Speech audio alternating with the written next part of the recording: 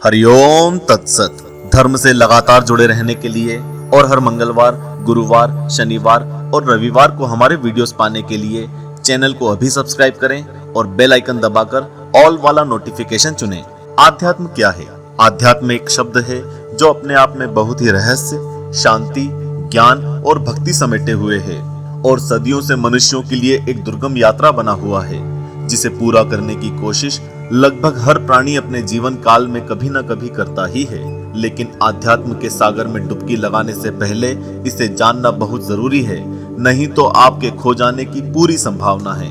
जहाँ पर आध्यात्म नहीं होता है वहाँ पर असुख और असंतोष मनुष्य को घेरे रखता है और हर तरफ सिर्फ दुख ही दुख होता है।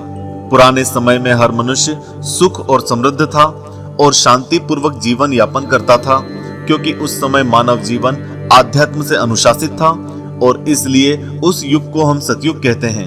उसके बाद समय के साथ साथ मनुष्य आध्यात्म से दूर होता गया और अपने चारों ओर दुखों का पहाड़ खड़ा करता गया। समय के साथ मनुष्य इतना स्वार्थी होता गया कि आज संसार में चारों ओर अशांति, लूटपाट, हिंसा और असंतोष फैला हुआ है और यही कारण है कि आज के युग को कलयुग के नाम से जाना जाता है। बहुत सारे लोगों को आध्यात्म शब्द सुनकर यही लगता है कि यह तो ऋषि मुनियों और तपस्वियों का काम है। हम तो घर गृहस्थी वाले लोग हैं, हमें इन सब से क्या काम है। उन्हें लगता है कि यह तो वैराग्य भाव वाले लोगों का काम है, लेकिन असलियत में आध्यात्म तो जीवन जीने की सही शैली सिखाता है। आप चाहे कैसा भी जीवन जिए, कहीं पर भी जिए, आध्यात्म आपको वहीं पर शांति से और सुखमय रहना सिखाता है। आध्यात्मिक ज्ञान का मार्ग सिर्फ ध्यान और साधना करना ही नहीं है, बल्कि अपने मन से क्रोध, ईर्ष्या और द्वेष की भावनाओं को मिटाने के लिए भी आध्यात्मिक ज्ञान की प्राप्ति की जा सकती है। आध्यात्म का अर्थ है मनुष्य द्वारा उसके अंदर मौजूद चेतन तत्व यानी कि कॉन्शियस एलिमेंट को खोजना, उसे समझना और उसके दर्शन करना, अर्थात अपने आप के बारे में जानना ही आध्यात्म है। बहुत से लोग आध्यात्म को पूजा पाठ और ईश्वर भक्ति से जोड़ते हैं, लेकिन ऐसा नहीं है। भगवत गीता के 8वें अध्याय के पहले श्लोक में अर्जुन कृष्ण से पूछते हैं कि किम तद ब्रह्मा किम अध्यात्मम किम पुरुषोत्तम, अर्थात हे पुरुषार्थ, वो ब्रह्म क्या है, आध्यात्म क्या है, कर्म क्या है। यहाँ अर्जुन एक साधारण मनुष्य की तरह ब्रह्म के प्रति जिज्ञासा व्यक्त करते हैं, आध्यात्म जानने की इच्छा व्यक्त करते हैं और उन्हें पता है कि वह ईश्वरीय या ब्रह्म चर्चा से अलग है। इसलिए उन्होंने कृष्ण जी से यह सीधा सवाल पूछा, जिसका उत्तर कृष्ण जी इस प्रकार देते हैं, अक्षरम ब्रह्म परमम स्वभावो अध्यात्मुच्यते, अर्थात सब वस्तुओं में मौजूद तत्व ब्रह्मा है और वो कभी नष्ट नहीं होता है। प्रत्येक वस्तु का अपना खुद का व्यवहार होता है और जीवन होता है, वही अध्यात्म है। अगर आपको अध्यात्म में प्रवेश करना है तो पहले धर्म के रास्ते पर चलना होगा। धर्म का पालन करते हुए आगे बढ़ते हैं, तभी अध्यात्म के रास्ते पर चलने के लिए तैयार होते हैं। साथ ही अपने मन और तन को भी स्वस्थ और साफ रखना होगा।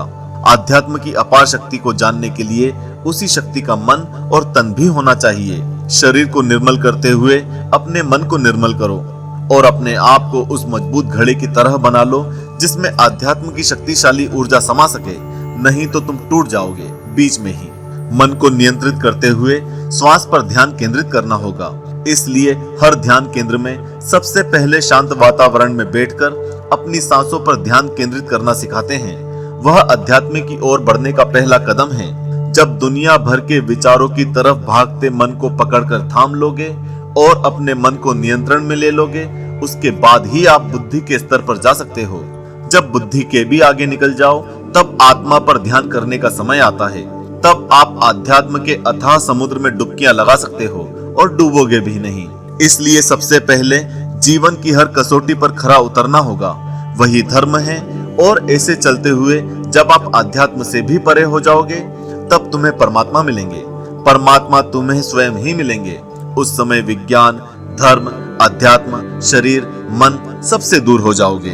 इन सब के बारे में अगर विस्तार से जानना है तो भगवत गीता को अवश्य पढ़ें। यह बहुत ही शक्तिशाली और विचित्र ग्रंथ है। अगर आप इसे शरीर के स्तर पर समझोगे तो उसी तरह से इसके अर्थ निकलेंगे, और अगर मन के स्तर पर पढ़ोगे तो इसमें लिखी बातें मन के स्तर पर समझ में आएंगी। इस तरह गीता के श्लोक हर स्तर के व्यक्ति के लिए अलग अलग अर्थ प्रदान करते हैं।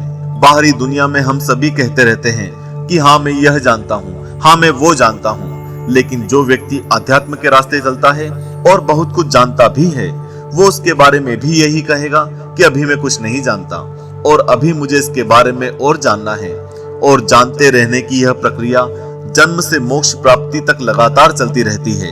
आध्यात्मिक होने का अर्थ है कि मनुष्य स्वयं के बारे में जानते हुए यह महसूस करता है कि अपने आनंद का स्रोत यानी कि सोर्स वह खुद है। जो भी करने से मनुष्य खुद को निर्मल महसूस करता है और एक पवित्र आनंद की अनुभूति करता है, वह एक तरह से आध्यात्म का ही हिस्सा है। महान ऋषियों ने कहा है कि शून्य में ही पूरा ब्रह्मांड समाया है और पूरे ब्रह्मांड में भी शून्य है, अर्थात जो मनुष्य शरीर में रहकर ही परमात्मा के विराट रूप को अनुभव करता है उसे ही आध्यात्म कहा जाता है। लेकिन इस युग में सुधार लाने के लिए सभी मनुष्यों को आध्यात्म के मार्ग पर चलकर शांति और सुख समृद्धि लानी होगी और अध्यात्म की सबसे ज्यादा आवश्यकता आज के दौर में ही है। इसलिए दोस्तों, हमने यह वीडियो बनाया है ताकि मानव कल्याण के लिए आध्यात्म के बारे में लोगों को फिर से जागरूक किया जा सके।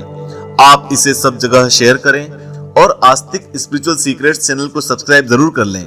हरिओम तत्सत।